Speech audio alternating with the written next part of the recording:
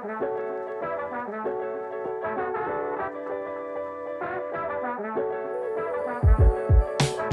up, everybody? In our last video, Hips Don't Lie, we had a comment referencing some needed information on arm path. So we got you. Coach Jeff and I will handle it for you right now. What's up, everybody? Coach Jason coming to you, strike one. Got some really cool stuff to work on with you guys today. We're gonna do 2 different arm paths, either an infielder or fielder in general, and then a pitcher. So here's the thing about arm paths. We have a significant rise in arm issues, injuries. We have guys taking months off at a time. We've really got to pay attention to the way we're using our arms. So as a pitcher, you guys want to make sure that there's a couple things happening. Number one, we are not coming out of the glove and dropping straight down. That's going to give us a lot of extra pathway to work on as we're getting through. Speaking of pathways, our guys, pocket path, Dave, kills it. One of the greatest things out there. Pretty expensive if you ask me, just some wetsuit material, but way easier than taking 6 months off. So if you don't have that kind of cash to float around, get yourself a hoodie. Place your wrist or forearm in the hoodie. All you're gonna do is work on leading with your elbow up and scap loading as you come up. We're avoiding the reverse W, right, the M as we come through. That's gonna put you in a tough situation timing-wise to get through. All you guys want to do is pull the elbow back, load the scaps, and then from this position, you're able to get into the layback and then extend. Now granted, you're gonna have different arm paths based on the position that you play. That's just for pitchers. We wanna make sure that we're taking a lot of pressure off the shoulder and putting all that stress on the back, the lats, and then a little bit of chest and core. So the way we wanna try to practice is we're just gonna be pulling out of the sweatshirt, we're gonna be lifting up, and using that timing to come on through. We're gonna cut over to Coach Jeff. He's gonna work on some very simple exercises for fielding mechanics. What's up, boys and girls?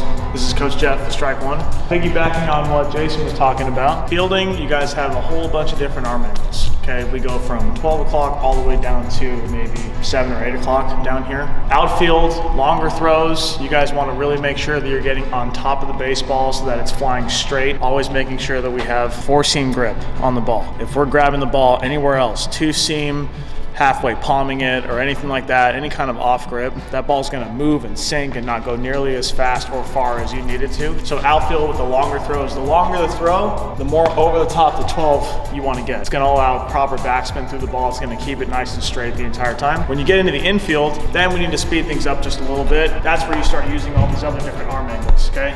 I'm gonna talk as a shortstop. I always like to think about fielding, bringing my elbow back, similar to a pitcher, bringing my elbow back and my scap back. If you guys see these angles that I've got working here, 90 degrees, and then by the time I get ready to go throw the ball, we're 90 degrees here, 90 degrees on the turn, and then all we're doing is finishing and following through, reaching towards our target and letting our body take our momentum and finish that throw through our target. It's called following your throw.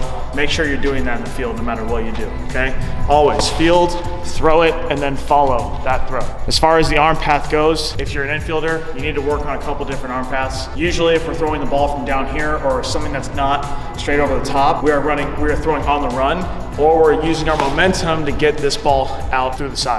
You guys can practice this just by standing on one leg. Your back leg is what you're gonna need to work on. You always wanna throw off this back right leg. This is gonna give you the proper power and direction towards your target over the throw. In addition to throwing it off your back leg, make sure you're always compensating and throwing it left of that first baseman to get that ball to curve right into him, okay? Throwing and pitching, you know, position-wise, it's all pretty similar. Just the fact that you've got different arm angles, and you guys can practice that while you're playing catch with each other. You can mess around a little bit. Maybe during quick hands, you don't have to work so hard on getting straight over the top. We can work quick hands and finish down here. The more you practice these different arm angles, the better. Okay, for you younger kids, hey buddy, for you younger kids, you guys end up pulling the arm up and then trying to run like this and throw the ball. You wanna make sure that you keep the ball gathered to your body. Keep the ball close to your body until we get that plant leg down. Then once that gets down, we can start to pull our arms apart as the front leg is getting into the ground. That way we can use all this momentum from the back leg, keeping our arm straight and true to our target there. If you're out of sync, then you have no idea where that ball's gonna go. First baseman has no idea where that ball's gonna go. Make sure your body is moving together and make sure that your legs are creating that throw for you. We don't throw the ball with our arm. Noah, stop tapping that thing for a second, buddy. We don't throw the ball with our arm. We throw the ball with our bottom half and with our back here. We set direction, with our front side, and then we let the back side just come through at the last second. If you do all those other things correct, then the back side coming through is gonna be nice and easy and clean. What's up, everybody? We got a care package in, unexpected care package from our guys at Better Baseball. We love Better Baseball. As you can tell from our facility, we have just about everything that they sell. Every net, every screen, basically everything in here we've got from them.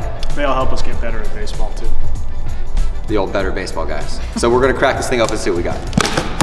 All right, all right. Nice, dude. Okay. Material. I'm guessing like a glove bag. That's what I'm guessing. And in it, we've got ourselves a little Better Baseball hat action. Let's go. Jeff's gonna sport that. Oh yeah. Okay. I feel better already. Looks like we got, Is that a bat sleeve? looks like a bat sleeve. Right, take that. That's legit, nice material, very cool. Oh, look at this. Little Better Baseball glove mallet. Take it. All right, that's legit. Last but not least, a handwritten note. Let's go, boys. The Better Baseball team. They want to give us this swag bag and thank us for choosing them. Well, anytime. Your products are legit. I've been in this facility for 3 years. Never had to replace a single net. So, Better Baseball, or like legit baseball. Legit baseball.